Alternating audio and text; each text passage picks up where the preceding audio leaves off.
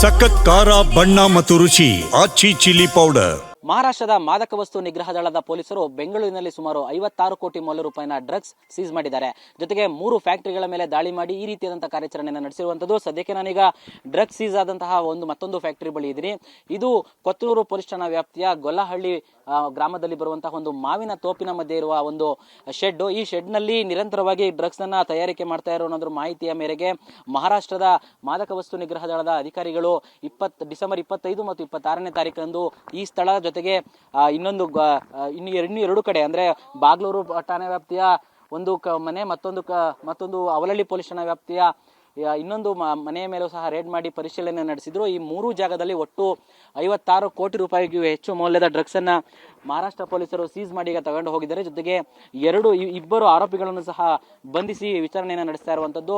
ಅಂದ್ರೆ ಮುಂಬೈಯಲ್ಲಿ ಸಿಕ್ಕಿಬಿದ್ದಂತಹ ಓರ್ವ ವ್ಯಕ್ತಿಯಿಂದ ಬೆಂಗಳೂರಿನ 3 ಫ್ಯಾಕ್ಟರಿಗಳ ಬಗ್ಗೆ ಮಾಹಿತಿ ಸಿಗುತ್ತೆ. ತದನಂತರ ಮಹಾರಾಷ್ಟ್ರ ಪೊಲೀಸರು ಬೆಂಗಳೂರಿನ 3 ಕಡೆಯೂ ಸಹ ದಾಳಿಯನ್ನು ನಡೆಸಿದ್ರು. ಇದು ಒಂದು ಕೊತ್ತನೂರು ಠಾಣಾ ವ್ಯಾಪ್ತಿಗೆ ಬರುವಂತಹ ಗೊಲ್ಲಹಳ್ಳಿ ಭಾಗದಲ್ಲಿರುವಂತಹ ಒಂದು ಮಾವಿನ ತೋಪಿನ ಮಧ್ಯೆ ಇರುವಂತಹ ಶೆಡ್.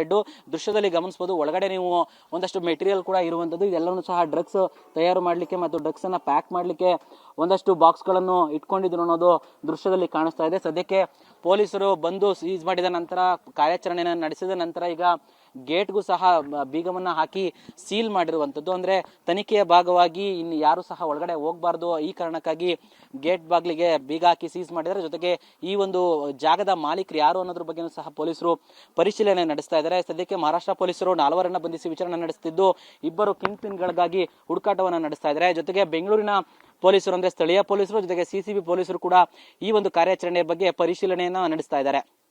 ಕ್ಯಾಮರಾಮನ್ ರವಿಕುಮಾರ್ ಜೊತೆ ಪ್ರದೀಪ್ ಚಿಕ್ಕಾಟಿ, TV9 ಬೆಂಗಳೂರು. ಮಹಾರಾಷ್ಟ್ರದ ಮಾದಕ ವಸ್ತು ನಿಗ್ರಹ ದಳದ ಪೊಲೀಸರು ಬೆಂಗಳೂರಿನಲ್ಲಿ ಸುಮಾರು 56 ಕೋಟಿ ಮೌಲ್ಯ ರೂಪಾಯಿನ ಡ್ರಗ್ಸ್ ಸೀಸ್ ಮಾಡಿದ್ದಾರೆ.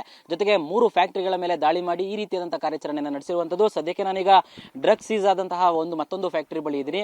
ಇದು ಕೊತ್ತನೂರು ಪೊಲೀಸ್ ಠಾಣಾ ವ್ಯಾಪ್ತಿಯ ಗೊಲ್ಲಹಳ್ಳಿ ಗ್ರಾಮದಲ್ಲಿ ಬರುವಂತಹ ಒಂದು ಮಾವಿನ ತೋಪಿನ ಮಧ್ಯೆ ಇರುವ ಒಂದು ಶೆಡ್. ಈ ಶೆಡ್ ನಲ್ಲಿ ನಿರಂತರವಾಗಿ ಡ್ರಗ್ಸ್ ಅನ್ನ ತಯಾರಿಕೆ ಮಾಡ್ತಾ ಇರೋ ಮಾಹಿತಿಯ ಮೇರೆಗೆ ಮಹಾರಾಷ್ಟ್ರದ ಮಾದಕ ವಸ್ತು ನಿಗ್ರಹ ದಳದ ಅಧಿಕಾರಿಗಳು ಡಿಸೆಂಬರ್ 25 ಮತ್ತು 26ನೇ ತಾರೀಕರಂದು ಈ ಸ್ಥಳ ಜೊತೆಗೆ ಇನ್ನು ಎರಡು ಕಡೆ ಅಂದ್ರೆ ಬಾಗ್ಲೂರು ಠಾಣಾ ವ್ಯಾಪ್ತಿಯ ಒಂದು ಮನೆ ಮತ್ತೊಂದು ಅವಲಹಳ್ಳಿ ಪೊಲೀಸ್ ಠಾಣಾ ವ್ಯಾಪ್ತಿಯ ಇನ್ನೊಂದು ಮನೆಯ ಮೇಲೂ ಸಹ ರೇಡ್ ಮಾಡಿ ಪರಿಶೀಲನೆ ನಡೆಸಿದ್ರು. ಈ 3 ಜಾಗದಲ್ಲಿ ಒಟ್ಟು 56 ಕೋಟಿ ರೂಪಾಯಿಗೂ ಹೆಚ್ಚು ಮೌಲ್ಯದ ಡ್ರಗ್ಸ್ ಅನ್ನ ಮಹಾರಾಷ್ಟ್ರ ಪೊಲೀಸರು ಸೀಸ್ ಮಾಡಿ ಈಗ ತಗೊಂಡು ಹೋಗಿದ್ದಾರೆ. ಜೊತೆಗೆ ಇಬ್ಬರು ಆರೋಪಿಗಳನ್ನು ಸಹ ಬಂಧಿಸಿ ವಿಚಾರಣೆಯನ್ನು ನಡೆಸ್ತಾ ಇರುವಂತದ್ದು. ಅಂದ್ರೆ ಮುಂಬೈಯಲ್ಲಿ ಸಿಕ್ಕಿಬಿದ್ದಂತಹ ಓರ್ವ ವ್ಯಕ್ತಿಯಿಂದ ಬೆಂಗಳೂರಿನ 3 ಫ್ಯಾಕ್ಟರಿಗಳ ಬಗ್ಗೆ ಮಾಹಿತಿ ಸಿಗುತ್ತೆ. ತದನಂತರ ಮಹಾರಾಷ್ಟ್ರ ಪೊಲೀಸರು ಬೆಂಗಳೂರಿನ 3 ಕಡೆಯೂ ಸಹ ದಾಳಿಯನ್ನು ನಡೆಸಿದ್ರು. ಇದು ಒಂದು ಕೊತ್ತನೂರು ಠಾಣಾ ವ್ಯಾಪ್ತಿಗೆ ಬರುವಂತಹ ಗೊಲ್ಲಹಳ್ಳಿ ಭಾಗದಲ್ಲಿರುವಂತಹ ಒಂದು ಮಾವಿನ ತೋಪಿನ ಮಧ್ಯೆ ಇರುವಂತಹ ಶೆಡ್.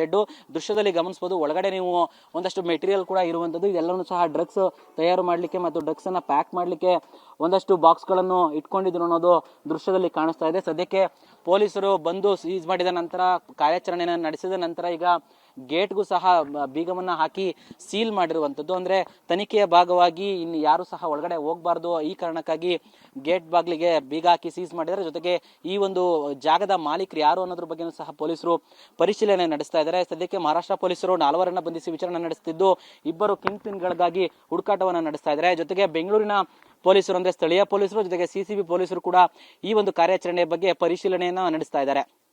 ಕ್ಯಾಮರಾಮನ್ ರವಿಕುಮಾರ್ ಜೊತೆ ಪ್ರದೀಪ್ ಚಿಕ್ಕಾಟಿ, TV9 ಬೆಂಗಳೂರು.